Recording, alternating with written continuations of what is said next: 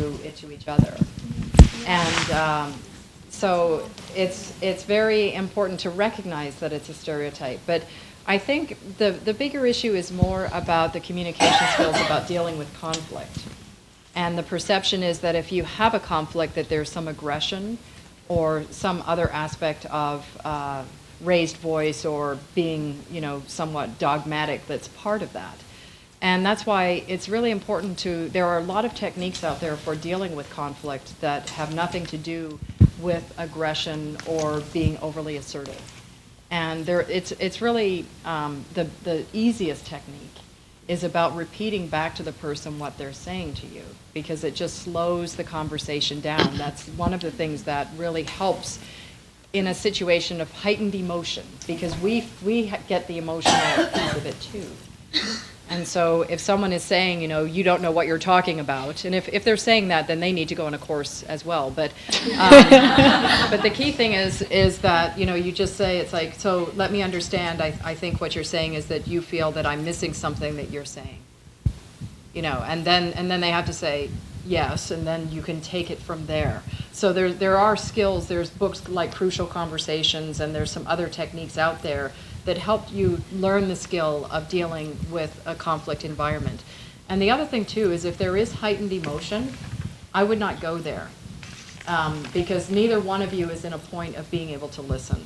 And so the key thing there is to break it off and just say, this doesn't feel productive. I want to continue the conversation, but I think we should take a break. Come back. So. Hi, my name is Wee. Excellent presentation. Thank you for sharing all the thoughts. I have a question. You mentioned, part of leadership is talent and skills and knowledge. I'm in the technology sector. Now imagine you're thrown in a position to lead multiple teams, but you don't have the product knowledge. And they are the gurus. So how do you lead effectively without being an expert in those areas? And that is a great question, because the assumption there is that you're supposed to be the expert in those areas. And your role is as a leader, and your role is to create productivity in those teams. And so it's about setting deadlines and accountability, about promoting your people with regards to understanding what motivates them and what professional development that they need, those kinds of things. In every role that I've had, as I became a VP level and above, I had teams of 70 to 800 to 1,500 people reporting to me. And I was not an expert in their areas. They were the experts. And our role was to make sure that we were delivering the results that were required. And so my role was about making sure that was happening without understanding exactly how it was done. The editorial system example that I gave, I certainly was not an expert in editorial systems, and I am still not an expert today. But I knew enough about the process to be able to understand and be able to trust the people that did know and to be able to call on them. And so it's a fine line, and it's something we do to ourselves, and men do this as well as women, in that sense that if I'm managing a cross-functional team, I have to know exactly what it is that they're doing.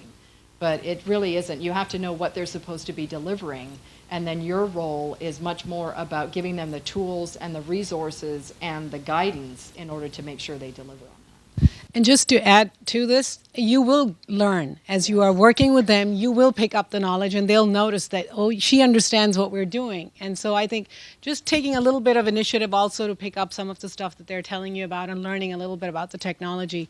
Because I do notice with engineers, it's very important that you do have a conversation with them. Credibility is very key, because I have a couple of PhDs in my team. And initially, I came from telecom, so I had no idea of contextual analysis. But you know what? I picked it up. I learned it. And now they're fine and everything is good. But then they get to respect you because they know you try hard, and even you treat them as they're the experts. But you're there to help them to achieve the goals that you've set. It's about asking questions and having the curiosity to learn from the people that you trust. One more question. Yes. Oh. If you're a woman interested in entrepreneurship and you don't have a product idea or a service idea yet, what's the best way to get started in learning about entrepreneurship and eventually getting yourself to that level where you could say start your own business? There's a lot of great associations, especially here in the San Francisco Bay Area, where it's a hotbed of innovation and entrepreneurship. And so National Association of Women Business Owners is one example. TIE is another organization that does a lot of programming on entrepreneurship, and Open does also programming on entrepreneurship. So I would really look for programs from trade associations, but also we have phenomenal educational institutions here with Stanford and Berkeley and places like that to look for programs that they might be offering as well.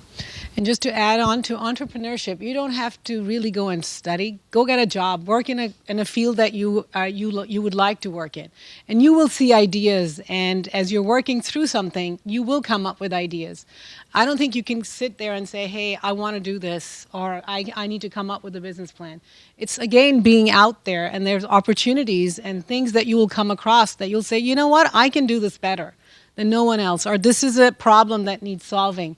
And then you can pick it up and run with it and develop your plan and go get funding. So.